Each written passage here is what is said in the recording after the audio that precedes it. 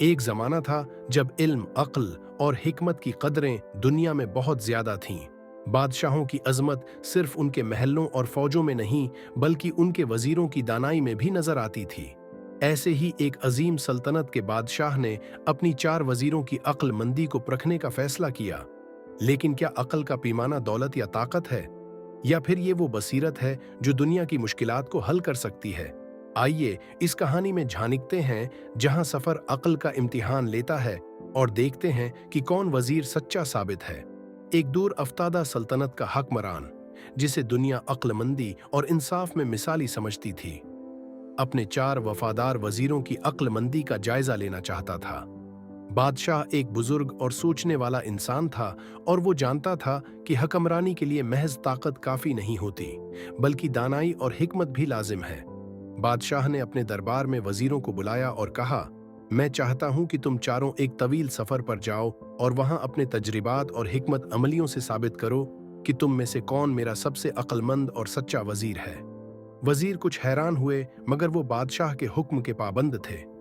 वो जानते थे कि ये आजमाइश आसान न होगी, मगर ये मौका था अपनी सलाहियतों को दिखाने का।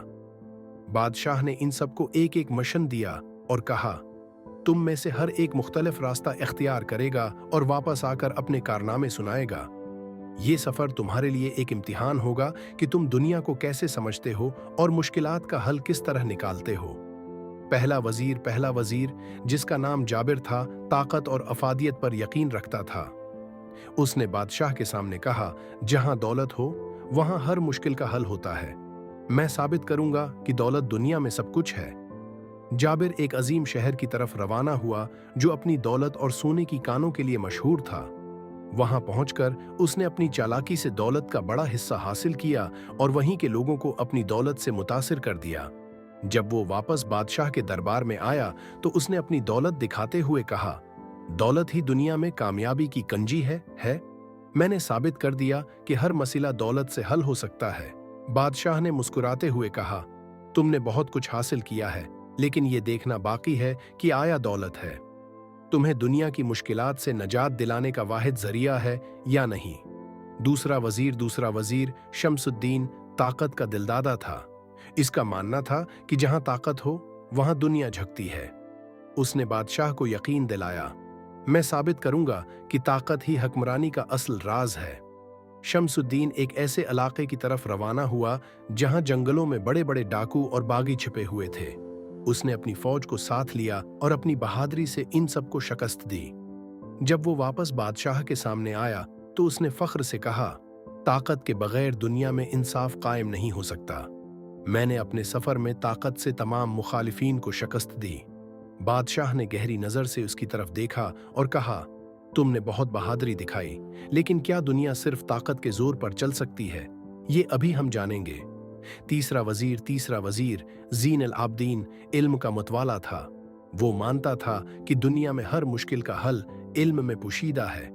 उसने बादशाह को बताया, मैं साबित करूंगा कि इल्म ही वो रोशनी है जो दुनिया को हर मुश्किल है से नजात दिलाने का जरिया है। जीन अल आबदीन ने एक इल्म के शहर की तरफ सफर किया जहां फलसफी, उलमा और मुफक्किरीन की भरमार थी। वहां उसने बहुत सी किताबें जमा की और दानशूरों से बातचीत की। वो वापस आया तो उसके हाथ में बेशुमार किताबें और इल्मी खजाने थे। उसने कहा, इल्म के बगैर इंसान अंधा है। मैंने इल्म से साबित है क्या कि दुनिया की मुश्किलात का हल अक्ल और दानिश में है। बादशाह ने उसकी किताबें देखकर कहा, इल्म एक अजीम खजाना है, मगर ये देखना अभी बाकी है कि इल्म जिंदगी की हर पेचीदगी का जवाब दे सकता है या नहीं। चौथा वजीर, जिसका नाम खालिद था, आजिजी और खिदमत का कायल था। उसका अकीदा था कि दुनिया में सबसे बड़ी कामयाबी वो होती है जो दूसरों की खिदमत और भलाई में छिपी हो।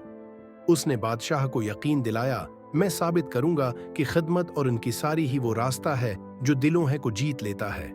खालिद एक गरीब और तबाह हाल इलाके की तरफ रवाना हुआ जहां लोगों को सख्त मुश्किलात का सामना था। वो वहां लोगों के साथ रहा, उनकी मदद की, उनके खाने का बंदोबस्त किया और उनके दुख दर्द को बांटा। जब वो वापस आया तो उसके साथ कोई दौलत या ताकत नहीं थी, लेकिन उसके दिल में सुकून और लोगों की दुआएं थीं। खालिद ने बादशाह से कहा, मैंने कुछ हासिल नहीं किया, सिवाय इन दुआओं के जो मुझे इन लोगों ने दी हैं जिनकी मैंने खिदमत की। मैंने ये साबित किया कि हम सब एक हैं। इंसानियत की खिदमत ही सबसे बड़ी कामयाबी है और आखिरकार फैसले का दिन आ गया। तमाम वजीरों ने अपने अपने सफर के तजर्बात बादशाह के सामने पेश किए। बादशाह ने गौर से उनकी बातें सुने और आखिरकार मुस्कुराते हुए कहा, तुम सब ने अपने अपने तरीके से दुनिया की समझ बूझ हासिल की है, लेकिन इस आजमाइश का मकसद ये था कि तुम हो में से कौन दुनिया के हकीकी उसूल को समझता है। पहले वजीर की तरफ देखते हुए बादशाह ने कहा, जाबिर, तुमने दौलत हासिल की, मगर दौलत दुनिया का वाहिद हल नहीं है। इससे सब कुछ खरीदा नहीं जा सकता। दूसरे वजीर से मुखातिब होते हुए कहा, शम्सुद्दीन, तुमने बहादुरी दिखाई, मगर ताकत हमेशा जुल्म की तरफ माइल हो सकती है, और जहां ताकत होती है वहां इंसाफ का क़याम हमेशा मुमकिन नहीं होता। तीसरे वजीर की तरफ देखते हुए बादशाह ने कहा, ज़ीनुल आबदीन, इल्म बहुत कीमती है, मगर इल्म को हमेशा से ही हासिल करना होता है। समझने के लिए उसे दिल से अपनाना जरूरी है। महज किताबें जमा करना काफी नहीं। आखिरकार बादशाह ने चौथे वजीर खालिद की तरफ मुस्कुराकर कहा, खालिद, तुमने साबित किया कि दुनिया में सबसे बड़ी कामयाबी खिदमत और इनकिसारी में है।